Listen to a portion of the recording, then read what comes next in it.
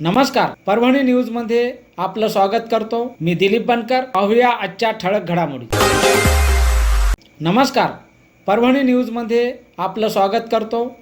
काल झालेल्या डॉक्टर बाबासाहेब आंबेडकर पुतळा परिसरामध्ये डॉक्टर बाबासाहेब आंबेडकर यांच्या संविधान पुस्तिकेचे काल विटंबना झालेली आहे आणि त्याच विटंबनेच्या संदर्भात आज परभणी बंदचं आवाहन करण्यात आलं होतं।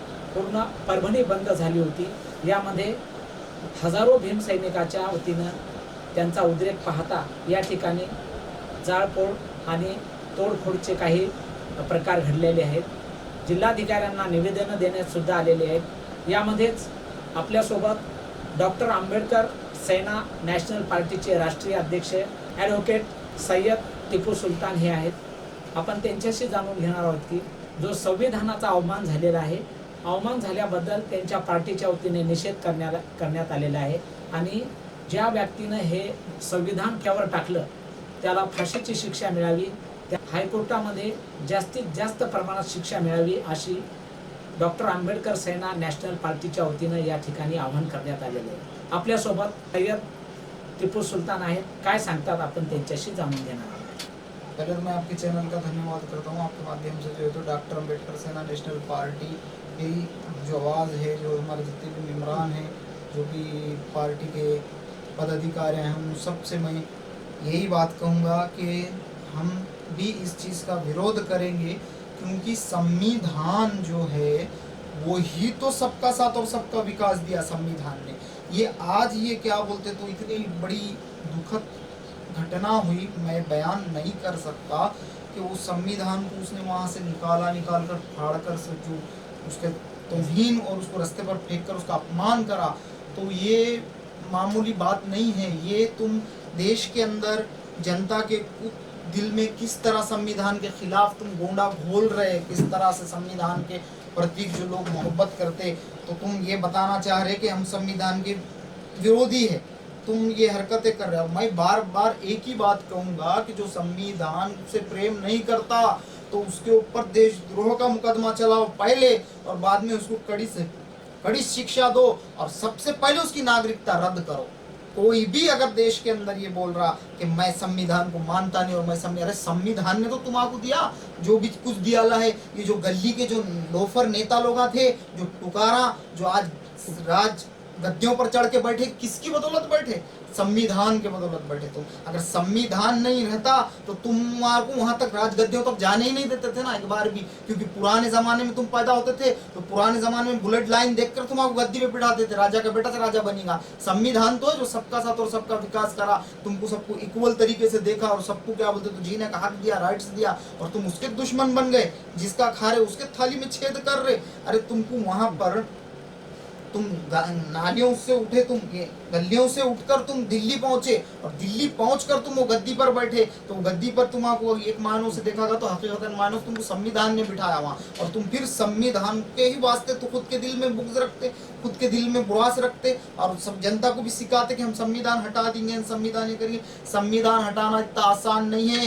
बिल्ली के ख्वाब में छितड़े बोल के एक मिसाल थी ना, वो वैसे तुम सपने देखते रहो सिर्फ, तुम्हारे ख्वाब में क्या बोलते तो संविधान हटाना, सोचो भी मत, सपने के अंदर भी नहीं सोच सकते तुम संविधान हटाना, क्योंकि मालूम तुम्हारा संविधान को चाहने वाली देश सबसे ज्यादा पॉपुलेशन संविधान को चाहने वाला हिंदू, मुसलमान, सिख, ईसाई सब, ये थोड़े सर के ये चंद क्या बोलते तो आकर मार्केट में गोंडा घोल रहे। क्या पता ये साजिशें रच रहे होंगे संविधान के खिलाफ, क्या पता अड़ोस पड़ोस के मुल्क के जो लोग हैं वो हमारी तरक्की के ऊपर जल रहे होंगे और हमको इन फ्यूचर में और सुपर पावर नहीं देना होना चाह रहे, बोलकर ये छोड़ दिए होंगे इनकी नाजायज औलादें जो आकर संविधान का विरोध कर रही और संविधान के क्या बोलते तो खिलाफ बातें कर रहे। अरे जो संविधान का खा रहे और तुम उसको ही वो कर रहे, वैसी हरकतें बहुत गलत बात है। और जो भी संविधान के खिलाफ ये देश के अंदर अगर बोलता तो पहले उसकी नागरिकता रद्द करना, सुप्रीम कोर्ट ने, हाई कोर्ट ने, सबसे पहले उसकी नागरिकता रद्द होना और उसके बाद उस पर मुकदमा देशद्रोह का होना, उसके बाद उसको शिक्षा देनी चाहिए कड़ी से कड़ी।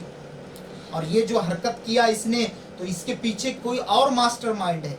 वो कौन मास्टरमाइंड है? शासन और प्रशासन का दोनों का काम है कि फौरी उस पर इन्वेस्टिगेशन की जाए और अच्छी से अच्छी कमेटी बिठाकर सही तरीके से इन्वेस्टिगेशन करो और जल्द से जल्द उसको खोज कर सामने लाओ, कौन है वो जो बैठ कर क्या बोलते तो मास्टर माइंड चलाकर ऐसे हरकतें कर रहा संविधान के खिलाफ, और उसके ऊपर भी कड़ी से कड़ी कार्रवाई करो, उसकी भी नागरिकता सबसे पहले मैं एक बात बता दूं कि नागरिकता रद्द करो उनकी, क्योंकि संविधान में रह के संविधान का खाके विश्व रत्न बाबा साहब अम्बेडकर ने संविधान लिखे, भारत रत्न नहीं विश्व रत्न बाबा साहब अम्बेडकर ने सिर्फ जय भीम समाज कुछ के वास्ते नहीं लिखे और ना कोई दूसरे सब समाज के लिए लिखे उन्होंने, सेकुलरिज्म, हिंदू मुसलमान सिख ईसाई सबका साथ और सबका विकास दिए, और कितनी मेहनतों से कितने कष्ट उठाकर वो पढ़े और बने, और मैं बयान नहीं कर सकता ये सब बातें, बस मैं बार बार एक ही बात कहूंगा कि जितने भी देश के अंदर से फितने और फसाद देश की एकता और अखंडता को तोड़ने की बात कर रहे, तो मैं और मेरी पार्टी, हम और हमारी पार्टी डॉक्टर अंबेडकर सेना नेशनल पार्टी इसका विरोध करेंगी, पूरे देश के अंदर करेंगे हम महत्वपूर्ण नेशनल लेवल पर, और बार बार यही कहेंगे कि ये जितने भी बदमाश हरकतें कर रहे और अहिंसा भड़का रहे, तो वो अहिंसाकारियों को उनको सजा दो, उनको जल्द से जल्द पकड़ कर कौन है मास्टरमाइंड। और जनता से मैं अपील करूंगा, भीम आर्मी, ये भीम सेना जिनको बोलेंगे, डॉक्टर अंबेडकर सेना नेशनल पार्टी के भी चाहने वाले लोग और बाबा साहब अंबेडकर के चाहने वाले लोग, इन सबसे मैं कहूंगा कि अहिंसा को मत बढ़ावा दो। ये लोग चाह रहे कि तुम अहिंसा को बढ़ावा दो, तुम विरोध करो मगर संवैधानिक तरीके से विरोध करो। अगर हम अहिंसा भड़केंगे तो हम अंबेडकरवादी लोग हैं, हमें और वो अहिंसावादियों में क्या फर्क रह जाएगा फिर। तो इसलिए मैं सबसे अपील करूंगा कि हम करेंगे विरोध मगर संवैधानिक तरीके से करेंगे, क्योंकि हम संविधान को मानने वाले लोग हैं। फिर हम संविधान को कैसा वो कर सकते, हाथ में ले सकते। और शासन और प्रशासन से यही मेरी डिमांड है कि जल्द से जल्द उसके ऊपर हाई कमीशन बिठाओ, कैसी भी इंक्वायरी कराओ, और कौन है इसके पीछे मास्टरमाइंड, उसकी नागरिकता रद्द करो। सुनो लोगों, सबसे पहले उसकी नागरिकता रद्द करने लगाओ और उसके बाद उस पर मुकदमा चलाओ, फिर उसके बाद उसको देश के बाहर निकालेंगे या फांसी की शिक्षा देंगे, जो करेंगे वो आगे सोचेंगे। क्योंकि दूसरे भी जो ऐसे उबाल आ रहा सबको, जो अभी वो बता रहे ना बात, इनका बाप और दादाओं ने तो संविधान लिख नहीं सकते थे, इनकी हैसियत नहीं थी संविधान लिखने की, सोचने की।